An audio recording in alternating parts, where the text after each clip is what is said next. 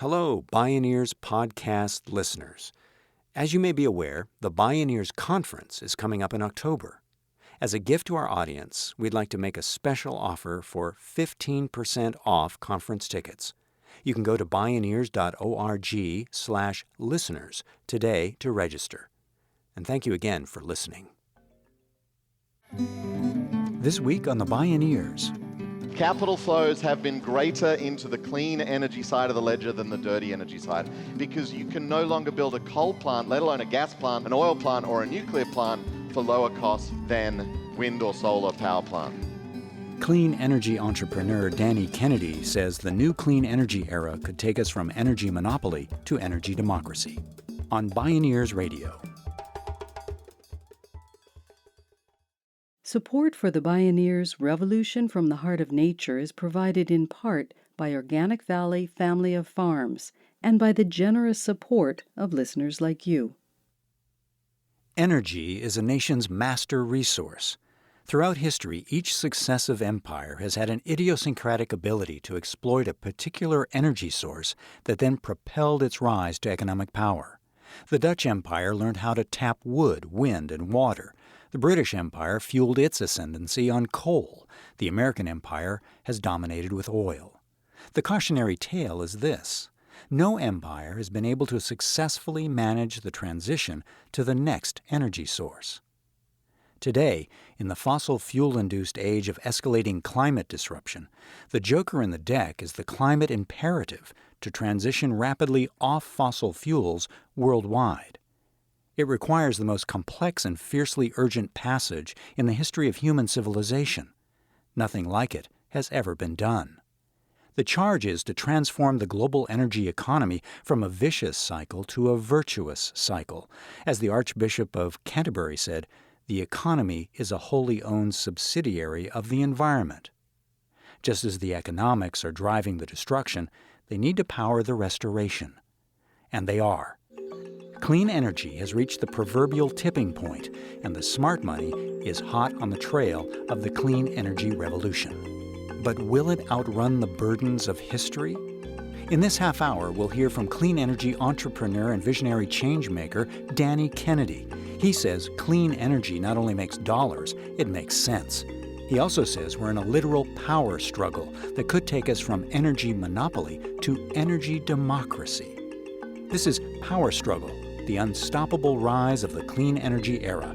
I'm Neil Harvey. I'll be your host. Welcome to the Bioneers, Revolution from the Heart of Nature.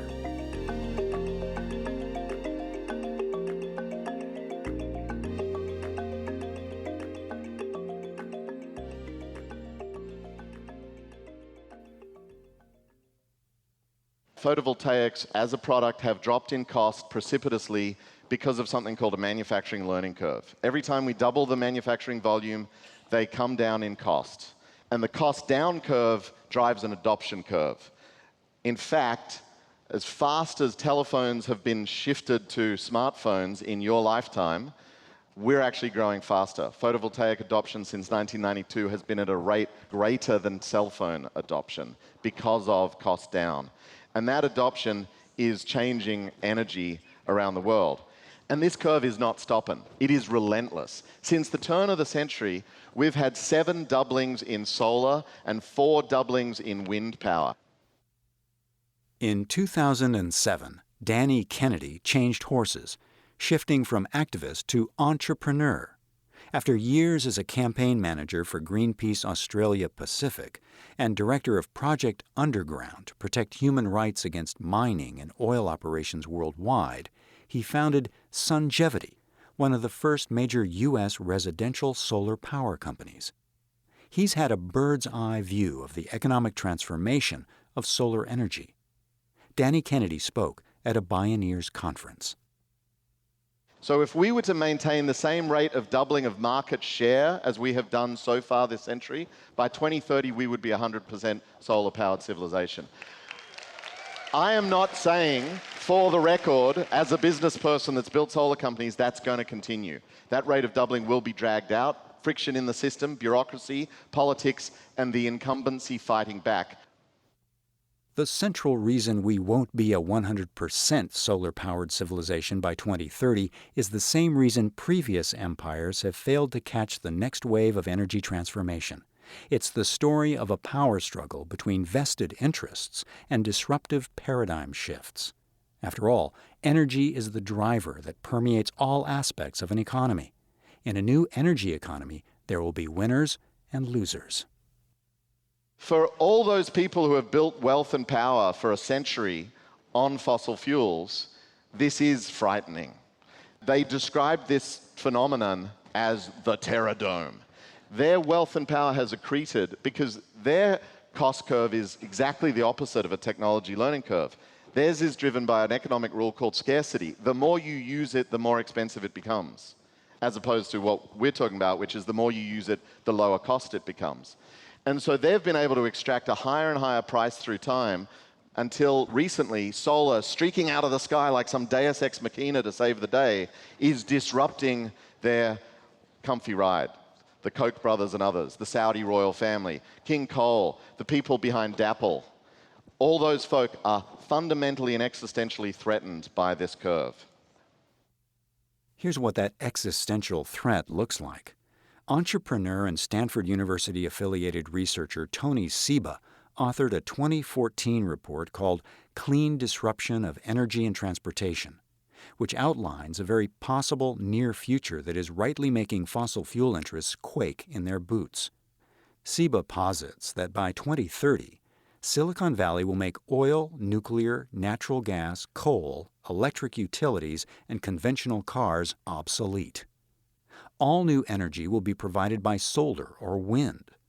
All new mass-market vehicles will be electric.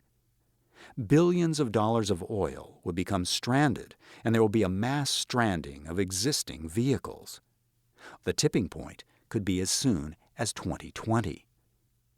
The report adds that as a result of this electrifying transportation revolution to what's called transportation as service, think Uber and Lyft, the average American family could save more than $5,600 a year.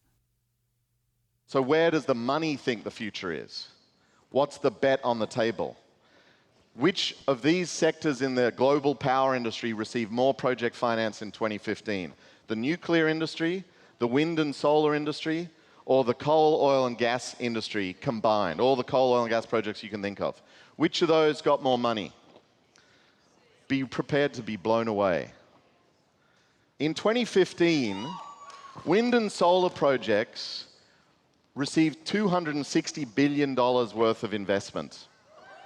Coal, oil, and gas projects globally, all the fracking that you heard about, all that stuff totaled $130 billion, exactly half of what wind and solar got.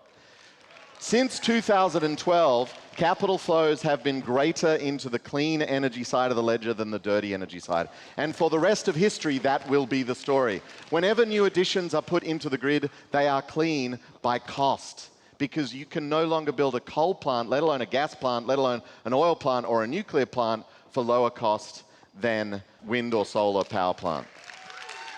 That's all she wrote. The money's on our side. And going forward, for the next 25 years of history, we are expecting to invest $10 trillion, somewhat rewiring America and Europe and elsewhere, but mostly building out an electricity grid for a couple billion people in Africa and Asia that don't currently have electricity and are coming online. Of that 10 trillion, already 8 trillion is earmarked for clean energy, just by the numbers. And if we stop fossil fuels in their tracks by standing at Standing Rock and elsewhere, we can make sure that it's the full 10 trillion goes to clean and not dirty. And which major economies are already leading this charge? California has done an incredible thing in 30 years, decoupling our economic growth here to become the 5th largest economy in the world. If California were a country, we'd be bigger than Great Britain by GDP, right? We've attracted the first automobile manufacturer in 50 years of note to come up. We've built the most valuable businesses on Earth, Apple, Google, Facebook, etc., while the previous century's dinosaurs are dying, the coal sector, which is now 99% bankruptcy in this country, the Exxon and oil boys that are all failing as well. And we've built an economy that is rich and en route to be 50% solar and wind and renewably powered by 2030, and probably 70% by then, while growing a population and continuing to uplift our citizens. Not perfect by any means, great diversity in that story, and this state, like everyone in the union, has much to do to meet all people's needs and lift all boats, but it's an incredible history of success. And by the way, California alone now has more clean energy jobs than all coal jobs in the entire United States. Follow the money, as Danny Kennedy says. Apple, the company with the world's highest market capitalization, is now using 96% clean energy worldwide and 100% in 24 countries, including the U.S. and China. 23 Fortune 500 companies have pledged to reach 100% clean energy, including Walmart and Bank of America. Even Appalachian coal country power plants are turning away from coal, in great part because their biggest new customers want clean energy. That would be Facebook, General Motors, and Microsoft. After all, any smart business would prefer clean energy's cheaper, fixed and predictable energy cost locked in for 20-year contracts. By 2016, politically red states including Iowa, Kansas, and North and South Dakota were getting the largest amount of their energy from wind turbines. Wind energy is now economically competitive, even without subsidies. It's the same for solar, whose cost dropped 80% in just a decade, as of 2017. So what will it take to transform the entire world's energy system? Danny Kennedy. Call it $1 trillion. Sounds like a lot, right? $1,000 billion. We're a $75 trillion global economy. We spend $1.2 trillion on mortgages in America annually. We spend $500 billion or 400 some billion dollars on car loans in America annually. So for the whole world to rewire and go through this planetary emergency and fix the energy systems at the end use, be they electricity or mobility, we need to do about what we do on mortgages in America annually. It's actually entirely doable. The capital markets have tens of trillions of dollars sitting on the sidelines right now in a low interest rate environment, not doing much productively. And they should be in this game. They are not, because you and I as owners of pension funds and you and I as workers in companies that make investments are not asking them to do that. So it's one place to engage and think about possibility, and it's entirely manageable at the level of capital. The divest-invest movement to convince pension funds and the plethora of giant institutional investors to divest from fossil fuels has been wildly successful. Commitments are on the books to reassign $5 trillion and rising. Pulling money from fossil fuels is just one part of the puzzle. As Danny Kennedy points out, the problem is what to invest in. Think of your favorite clean energy companies today. You know, maybe it's Tesla. What's Tesla worth on the stock market? 30, 40 billion, something crazy, you know, incredible valuation. Call it 50. 50 billion bucks makes one Tesla. It's taken them a decade or so to build. You need, what, 20 of those to make $1 trillion annually. To do that, you need thousands more trying, because the attrition rate on entrepreneuring as a journey in life is about 10% success rate. The Tesla of hopefully two-wheel vehicles in India, as India urbanizes and hundreds of millions of humans move into cities, hopefully not designed around four-wheel vehicle platforms and sprawl, which is the mistake we made in America in the 50s, but rather around two-wheel vehicles and walkable cities, but with electric boost bikes like Gen Z. But those bicycle companies with their two-wheel electrified platforms, they need to grow and spawn hundreds and thousands of successful businesses around that technology set. So there's this massive burgeoning opportunity space, but the challenge is, how do you train, support, catalyze kids and elders and everyone in between to start those companies or social enterprises, whatever form, non-profit, for-profit, that they want to take to deliver those services. That is a real gap and bottleneck in the system of transition, which the economics, because of the cost and price of the power supply, And the capital flows, because of the returns that that money will make if they invest in them, want to make. They don't have enough businesses or social enterprises to back right now. So that's why we do a lot of support for entrepreneurial ecosystems in a kind of biomimicry kind of way, trying to seed companies. This is why Danny Kennedy went on to co-found Powerhouse, solar energy's premier incubator and accelerator. It connects budding entrepreneurs to the resources they need to realize the clean energy revolution. Danny Kennedy also directs the nonprofit California Clean Energy Fund, a $25 million pot of capital that spawned the New Energy Nexus. It's a network of incubators and accelerators in the U.S., Asia, and Africa that share lessons learned and that cultivates energy ecosystem development. When we return, the power struggle is expanding beyond money to social justice and energy democracy, says Danny Kennedy. This is Power Struggle, the unstoppable rise of the clean energy era. I'm Neil Harvey. You're listening to the Bioneers, Revolution from the Heart of Nature.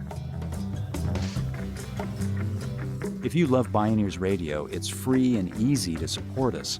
Just take a moment to post a review on our podcast on iTunes, Google Play, or wherever you find our show online. You'll be helping other people find and enjoy these incredible thinkers and storytellers. And thank you for helping us out.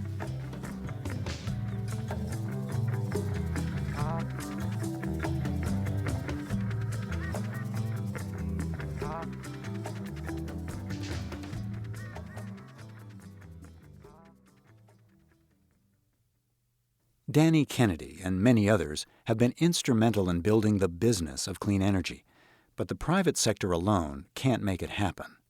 It's not a coincidence that the climate crisis is occurring simultaneously with the crisis of even more extreme inequality than during the Gilded Age of the robber barons. It's a world where 3 billionaires have as much wealth as half the world's people. It's a world where, if these billionaires were their own country, they'd be the third largest nation by GDP. What could possibly go wrong?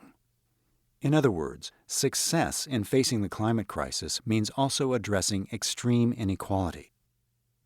Once again, California is leading the way, this time on the environmental inequity tack. The Golden State instituted groundbreaking climate justice policies that commit real money to environmental justice for disadvantaged communities. It will amount to hundreds of millions of dollars in coming years. Danny Kennedy knows that the California model is doubly important because what happens in California doesn't stay in California. Some really exciting legislation has been passed to ensure that California's clean economy, as it rises, does lift all boats. I think that's a strong focus of the Latino caucus and Asian American legislators and others in Sacramento. And so as they design the incentives and the policies that make the electricity market in California, they're ensuring that it does work in all communities and not just a few. A great example of that is SB 535, which took greenhouse gas reduction funds and earmarked or guaranteed that as much as 40% of them will go into the communities that have historically been hurt worst and first by fossil fuels, the fence-line communities around refineries and the like in the inner city have been polluted by dirty air quality. And what the idea is that this earmark means money will be spent on supporting business development, supporting projects, supporting employment and training and other clean energy infrastructure to be built out in those disadvantaged area communities. And I think it's brilliant for reasons that are obvious. It's the right thing to do, and it's what we should do to make up for the history of abuse that came with the fossil fuel industry and refineries and such in places like Richmond and elsewhere in California. It's also just smart, buying everyone in. If you want to, land this thing with a clean energy economy, you got to take off with everyone on board, and that's what they're trying to do with this legislation. But realistically, not everyone is going to be on board in this power struggle. Fossil fuel interests have everything to lose. This part of the power struggle harkens back to the beginning of the electricity revolution in the late 1800s. Everyone recognized that electricity would become central to the economy, with massive amounts of money at stake. The the struggle raged over whether electricity would be a public service or a privatized commodity, and who would control it. The United States became the only major industrialized country not to make electricity a public service. These private power companies became infamous as dividend machines for Wall Street, led by robber baron banker J.P. Morgan. They fought tooth and nail against publicly owned power systems, which were usually about 30% cheaper for customers, and they won. They captured government policy at both federal and state levels, legislating regional monopoly rights for their companies. Now these entrenched utilities are waging the same life-and-death battle again, desperately trying to retain their monopolies through raw political power. But the paradigm has shifted under them. Today's technologies are cheaper, climate-friendly, and conducive to a decentralized, distributed, democratized energy system. Think rooftop solar and local community power generation and electric cars. This energy transition also holds the promise of political transformation, says Danny Kennedy. One thing I always try to focus on with clean energy transitions is the potential of them to be not just better from a not carbon dense and dirty, but beautiful, like, potentially quite a transformative thing. My wife always says that this isn't just a better future, it's a beautiful future. And it's true if we fill out the true potential of this technology transition we're talking about, because energy is the commanding heights of the economy. Much of the rest downstream flows from what energy choices a society makes. That's been true since the Roman Empire. And this time we have a chance to build something that's basically distributed, where the means of production, if you will, can sit at the end use and very close and local to the people that are participating in electricity and mobility services. And that in turn lends itself to local ownership and democratic control. It doesn't necessarily become so. This is the bit where I'm not so technologically optimistic that I believe it shall set us free. It's going to be a struggle. But there is this amazing potential that we can bust the trusts, all these monopolies that necessarily had to centralize capital to build big boiling stations in the middle of deserts and huge transmission lines and pipelines and all the infrastructure that goes with fossil fuels just by nature of that technology set. And instead we replace it with this, what I call 3D energy, three-dimensional or distributed in its architecture, decentralized in its ownership and democratized in its control. That potential, not yet fulfilled by any stretch in many places, although inklings of it in countries like Germany, 35 gigawatts of wind, 35 gigawatts of solar in an 80 gigawatt capacity country, and most of it owned by cooperatives. That's the sort of future we could get. We can be inclusive with this one. We can generate a better future that is also more beautiful by buying in everyone and not just lifting a few boats, as was the case with fossil fuels over the previous 150 years. That's what I think we should design for and struggle for and do systems thinking around. Like so many failed empires before it, the fossil fuel empire is failing to make the shift to the next energy source. Facing the dire threat of climate chaos, we know we have to change our ways. Building resilience is the key. Nature creates resilience by running on current sunlight, by banking on diversity, by rewarding cooperation, and by building from the bottom up. All of that is now within our grasp as the clean energy era facilitates a decentralized clean energy economy. And there's no energy shortage in nature. It's abundant, and we know how to tap it without harming the climate or each other. The tipping point has come, but will we make the shift in time? We have come a long way. We are winning, but it's about the halfway mark. We're just after the break in the game, or the 7-inning stretch, or whatever analogy you want to use. We can win, but only if we stay the course. And we do whatever, wherever it takes. Invest. Get jobs in the industry. Take part in the struggle. Contribute to the movement that makes these markets work. And support this as the greatest struggle of our times. Thank you very much.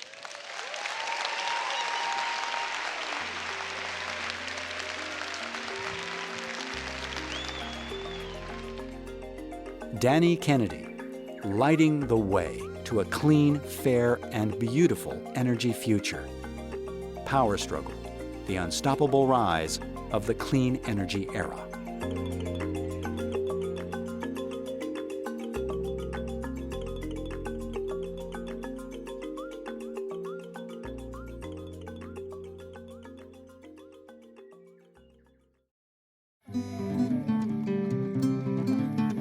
You can see and hear more from Danny Kennedy and explore more Bioneers radio programs, podcasts, and videos online at bioneers.org. For information on attending the National Bioneers Conference and Bioneers events in your area, please visit bioneers.org or call 1-877-BIONEER. The Bioneers, Revolution from the Heart of Nature is a production of Bioneers and Collective Heritage Institute. Executive producer Kenny Ausubel. Written by Kenny Ausubel. Senior producer and station relations Stephanie Welch. Host and consulting producer Neil Harvey. Producer Teo Grossman. Program engineer Emily Harris. Interview recording engineer Jeff Westman. Our theme music is co-written by the Baka Forest people of Cameroon and Baka Beyond from the album East to West. All royalties from Baka compositions and performances go to the Baka Forest people through the charity Global Music Exchange. Find out more at globalmusicexchange.org. Additional music was made available by Growing Bin Records at growingbinrecords.com and by International Feel Records at internationalfeel.com. For more music information, please visit bioneers.org. The opinions expressed on the Bioneers Revolution from the Heart of Nature are those of the presenters and are not necessarily those of Bioneers and Collective Heritage Institute, the underwriters, or this radio station. My name is Neil Harvey. Thank you for listening. I invite you to join the Bioneers in inspiring a shift to live on Earth in ways that honor the web of life, each other, and future generations. This is program number 0417.